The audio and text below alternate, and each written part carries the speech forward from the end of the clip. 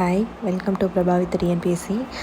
நம்ம இன்றைக்கி என்ன பார்க்குறோம் அப்படின்னா, இது என்ன லெசன் அப்படின்னு பார்த்திங்கன்னா, இது ஒரு முக்கியமான டாப்பிக்கு. இதை மட்டும் இதில் பார்ப்போம் இந்த வீடியோவில். இந்திய பொருளாதாரம் வந்து சுதந்திரத்திற்கு முன்னரும் பின்னரும் அப்படின்னு சொல்லிட்டு 11th எக்கனாமிக் புக்கில் கிட்டத்தட்ட எந்த லெசன், 8th லெசன். ஓகேவா? இந்த நில உடைமை முறைகள் வந்து ஒரு 3 முறை இருக்கும். ஓகேவா? இந்த நில உடைமை முறைகள் அப்படிங்கிறது என்ன அப்படின்னா, நிலம் யாருக்கு சொந்தம், இந்த நிலத்தில் யார் அறுவடை செய்வா, யார் வரியை செலுத்துவா, இதுதான்.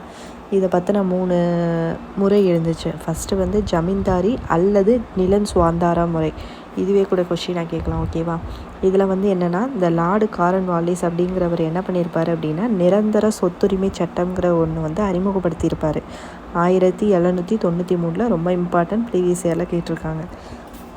இவர் உருவாக்குனதுக்கப்புறம் இந்த ஜமீன்தாரி முறைங்கிற ஒரு முறையை நம்ம ஆங்கிலேய கிழக்கிந்திய கம்பெனி கொண்டு வந்துட்டாங்க நம்ம இதில் வந்து என்னென்னா, ஜமீன்தார்கள் இருப்பாங்க பார்த்திங்களா, ஜமீன்தார்களும் நிலம் சுவாந்தார்களும் தான் நிலத்தோட சொந்தக்காரர்கள்னு சொல்லியிருந்தாங்க.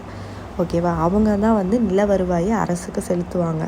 கிட்டத்தட்ட 11 பங்கு வாங்கி 11ல் 10 பங்கு அரசுக்கு கொடுத்துட்டு பேலன்ஸ் இருக்கிற ஒரு பங்கை வந்து இவங்க எடுத்துக்குவாங்க. இந்த ஜமீன்தார்கள் வந்து அவங்களோட ஊதியமாக எடுத்துக்குவாங்க. அடுத்து நெக்ஸ்ட் முறை பாருங்கள், மகள்வாரி அல்லது இனவாரி. மகள்வாரி அல்லது இனவாரி இதை கொண்டு வந்தவர் வில்லியம் பெண்டிங் பிரபுன்னு நினைக்கிறேன். இது வேறு ஒரு லெசனில் வரும். இது வந்து என்னென்னா, மத்திய பிரதேசம் பஞ்சாபிற்கு அப்படி கொஞ்சம் கொஞ்சமாக விரிவுபடுத்துகிறாங்க. இதில் வந்து யார் எதுவாக இருப்பாங்கன்னா, கிராம மக்கள்லேயே ஒரு குழு இருப்பாங்க. அந்த குழு தான் வந்து நிலத்தோட சொந்தக்காரர்களாக இருந்து அவங்க தான் விவசாயிகள்கிட்ட இருந்து வருவாயை வாங்கி அரசுக்கு செலுத்துவாங்க. அவ்வளோதான் இது. அடுத்து ரொம்ப முக்கியமான முறை தான் வந்து ரயத் வாரி முறை அல்லது சொந்த சாகுபடி முறை. ஏன்னா இது ஃபஸ்ட்டு நம்ம தமிழ்நாட்டில் தான் அறிமுகம் செஞ்சுருப்பாங்க. அதுக்கப்புறம் தான் விரிவடைஞ்சிருக்கும் மகாராஷ்டிரா, குஜராத், அஸ்ஸாம், கூர்க்கு, கிழக்கு பஞ்சாப், மத்திய பிரதேசம். ஓகேவா? இதை வந்து இது ரொம்ப அதாவது சிம்பிள்ங்கிறத விட இந்த நிலத்தை வந்து உரிமை வந்து அந்த நில உரிமையாளர்கள்கிட்ட தான் இருக்கும்.